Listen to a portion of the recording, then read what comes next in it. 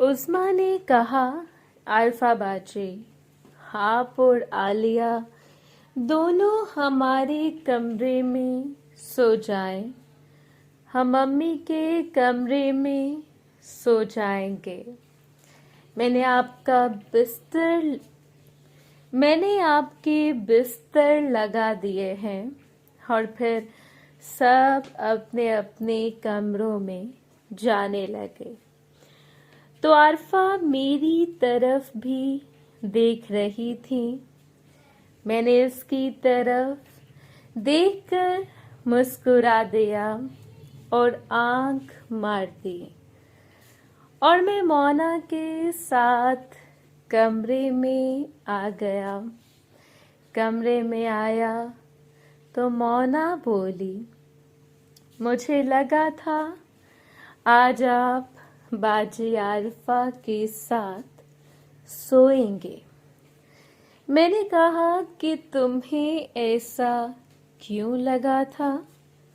मोना बोली, वैसे ही कह रही थी, अगर आप चाहते हैं तो आप इनके साथ सो सकते हैं और आप आलिया को इधर मेरे पास भेज दें। वो मेरे साथ सो जाएगी क्योंकि मैं तो अभी आपसे मुलाकात नहीं कर सकती। बाजी आरफा भी आपकी बीवी है, तो आप इनके पास सो जाएं। मैंने मोना को पकड़कर अपने सामने किया और कहा, क्या तुम ये बात दिल से कर रही हो? तो वो मुस्कुरा कर बोली, जी, ये बात मैं अपने दिल से ही कर रही हूँ क्योंकि मैं जान चुकी हूँ कि मैं अकेली आपको खुश नहीं कर सकती। और सच पूछें तो बाजी आरफा भी यही कह रही थी। ये बात करके मोना चुप हो गई। मैंने कहा, बाजी क्या कह रही थी? तो मोना बोली, यही के शायद हम दोनों भी आपको खुश ना कर सकें। मैं मोना की बात सुनकर मुस्कुराया और फिर मैंने कहा, ठीक है, मैं जाकर आलिया को भेजता हूँ, वो तुम्हारे साथ सो जाएगी। और मैं अपने कमरे से बाहर आया और बाजी के कमरे में चला गया।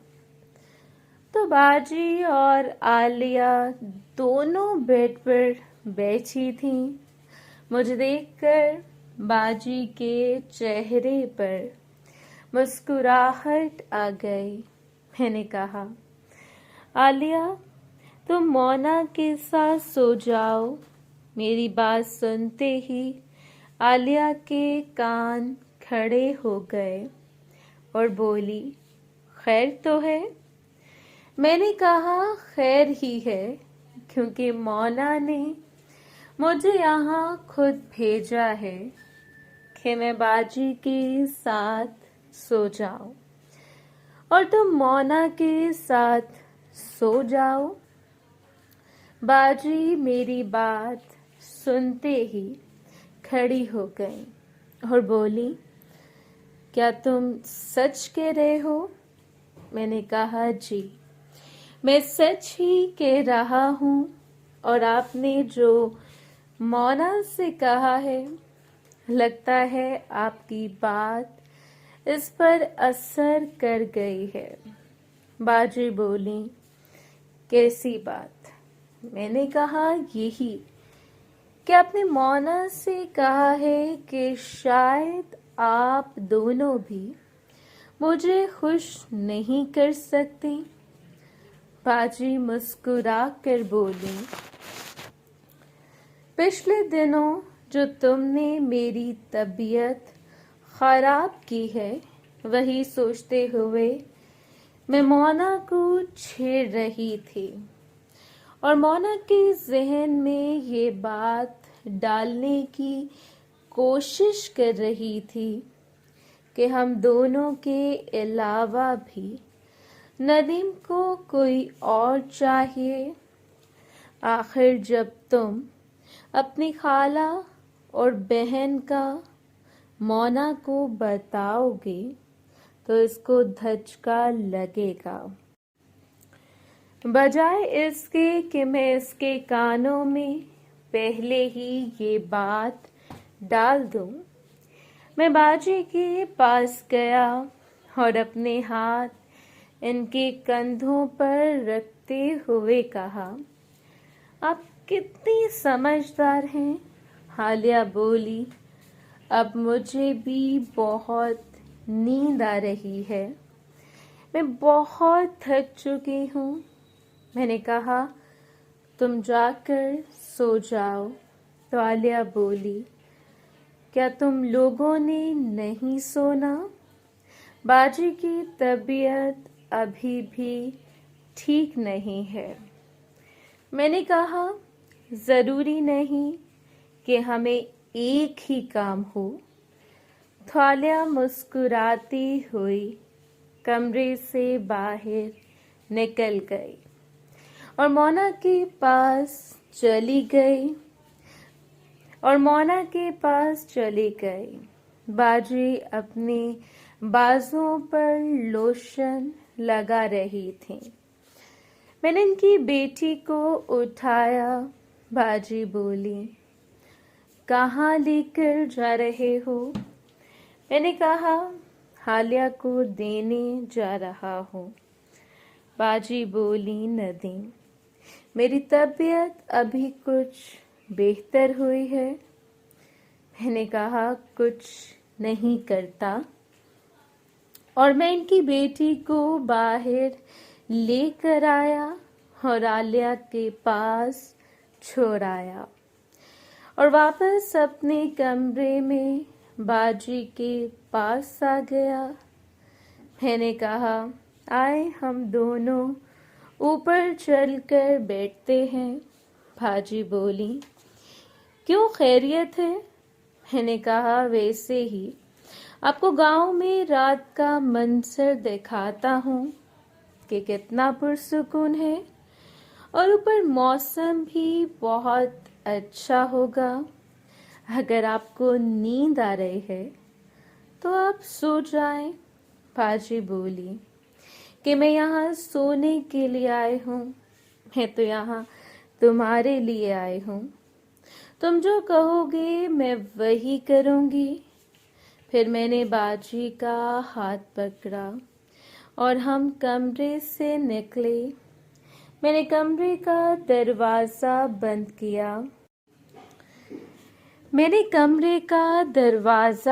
किया और हम दोनों ऊपर आ गए। ऊपर हल्की हल्की ठंडी हवा चल रही थी। गर्मियाँ गुजर चुकी थीं और सर्दियाँ आने वाली थीं। ये बस दरमियाना मौसम था, लेकिन गांव में शहर की निस्बत ज़्यादा ठंड होती थी। मैंने कमरे से चारपाई निकाली और बाजी इस पर बैठ गई। मैं भी चारपाई पे बैठा और मैंने अपना सर बाजी की गोद में रखा और लेट गया। मैंने कहा, जानती हैं, मुझे ये वक्त बहुत पसंद है। मैं शादी से पहले अक्सर रात को खाला के साथ यहाँ बैठकर बातें करता था। जब खाला हमारे घर पहली दफ़ा आई थी, तब मैं मैट्रिक करके फारिग हुआ था। तब मेरे ऊपर ना कोई जिम्मेदारी थी और ना ही कोई परेशानी थी। तब मैं सिर्फ एक मासूम बच्चा था। तो बाजी मेरे बालों में हाथ फेरते हुए बोली, फिर इस मासूम बच्चे को अपनी खाला से इश्क हो गया। मैंने कहा सच पूछें तो वो भी बिल्कुल आपकी तरह है। मैंने कहा सच पूछें तो वो भी बिल्कुल आपकी तरह बहुत प्यार करती है मुझे। बाजी बोली, जानती हूँ। मैं तुम्हारी खाला और उस्मा की आंखों में तुम्हारे लिए मोहब्बत देखी है और बहुत शदीद देखी है। अगर सच पूछो तो मैंने वैसी मोहब्बत मोना की आंखों में भी नहीं देखी। और शायद तुम्हारी खाला और उस्मा मुझसे भी ज़्यादा बढ़कर तुम्हें चाहती हैं। मैंने कहा मैं ऐसे ही बैठकर खाला से बातें करता था और काफ़ी देर तक यहाँ बैठे रहते थे। बाजी बोली, हाँ ये बहुत पुरसुकून जगह है। शहरों की जिंदगी में तो ये सुकून ही नहीं। मैंने कहा फिर ऐसा करते हैं, हम भी गांव में शिफ्ट हो जाते हैं। तो बाजी ने मेरे मुंह पर हाथ फेरते हुए कहा, मेरी जान, तुम जहाँ कहोगे मैं वहाँ शिफ्ट हो जाऊंगी। मैं अपना सब कुछ तुम्हें सौंप चुकी हूँ।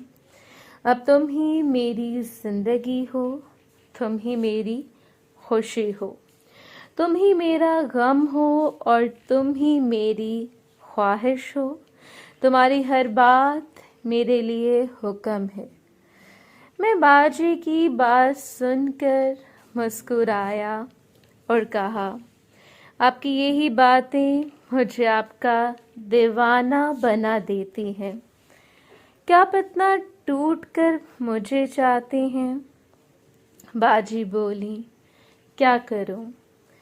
अब तुम हो ही ऐसे कि तुम्हें टूट कर चाहा जाए। ये बातें करते करते हम दोनों एक दूसरे की आंखों में देखने लगे। हम दोनों की आंखें एक दूसरे के इश्क से भरी पड़ी थीं और यही देखते देखते बाजी ने मुझे अपने साथ लगा लिया और मुझसे बातें करने लगी और मैं भी इनकी बातों का जवाब देने लगा। मेरे जहन में मुलाकात का कोई इरादा नहीं था क्योंकि मैं जानता था कि इनकी तबीयत ठीक नहीं है, लेकिन बाजी कुछ और ही सोच रही थी। इन्होंने मुझे चारपाई पर बिठाया और खुद नीचे बैठ गईं और मुन्ने से बातें करने लगीं।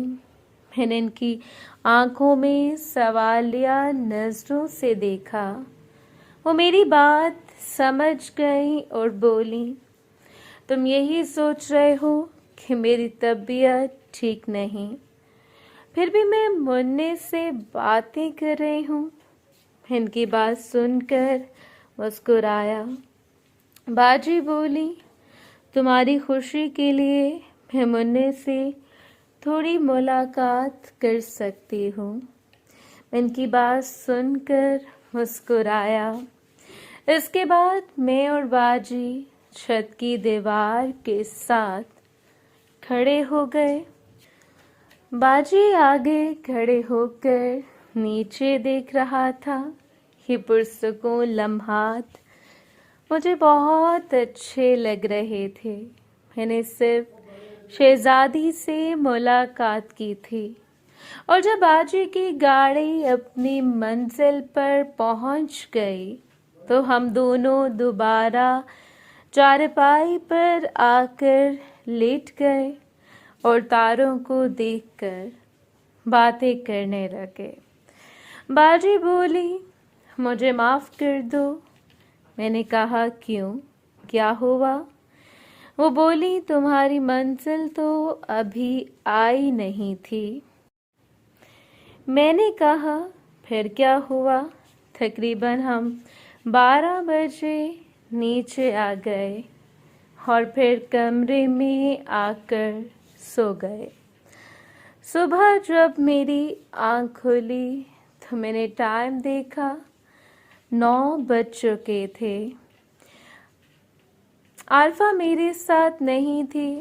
मैं उठकर बाहर आया तो आलिया बाहर बैठी खाला के साथ बातें कर रही थी, जबकि अम्मी उज़्मा और शाज़िया नाश्ता बना रही थी, जबकि मोना लस्सी बना रही थी।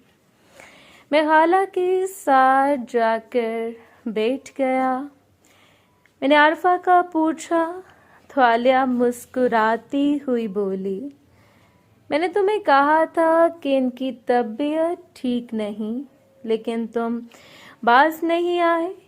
मैं तभी समझ गई थी जब तुम इनकी बेटी को मुझे देने आए थे। मैं आलिया की बात सुनकर मुस्कुराया। इतनी देर में आरफा नहाकर निकल आई। इसने अपने बालों को तौलिए में लपेटा हुआ था और फिर वो एक साइड पर खड़ी होकर अपने बाल तौलिए से साफ करने लगी। आरफा को देखकर खाला बोली, जाओ अब तुम भी नहा लो। इनके चेहरे पर मुस्कुराहट देखकर मैं समझ गया था खाला भी मुझे छेड़ रही है। फिर मैं भी नहाकर वापस आ गया और हम सब बैठकर नाश्ता करने लगे। मैंने आरफा से कहा कि तुम तैयार हो जाना, मैं घंटे तक वापस आऊँगा, फिर तुम्हें अपने साथ खेतों में लेकर चलूँगा। तो सब मेरी तरफ सवालिया नज़रों से देखने लगे। मैंने कहा, आप सब भी तैयार हो जाना, फिर हम लोग शाम को घूमने भी जाएंगे। और आलिया तुम भी तैयार हो जाना, अगर तुमने भी खेत देखने हैं। आलिया बोली, नहीं, मुझे अभी नहीं जाना। मैंने बाजी की तरफ देखा और इनको आंख मार दी। वो मेरी बात सुनकर मुस्कुराई और फिर चाय पीने के बाद मैं डेरे पर आ गया। अचानक मुझे याद आया कि आज तो मैंने शबनम और अंबर से मिलना था।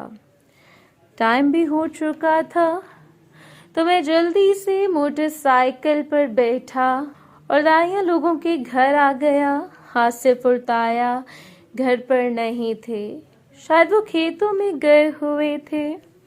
बाजी हदीका भी घर पर नहीं थी। मैंने ताई से सलाम ली और सबका पूछा तो ताई बोली, हदीका तो रहीला के घर गई है और बाकी सब मर्द भी खेतों में हैं। तो बता, आज तेरा कैसे आना हुआ? मैंने इर्द गिर्द देखा तो कोई नहीं था।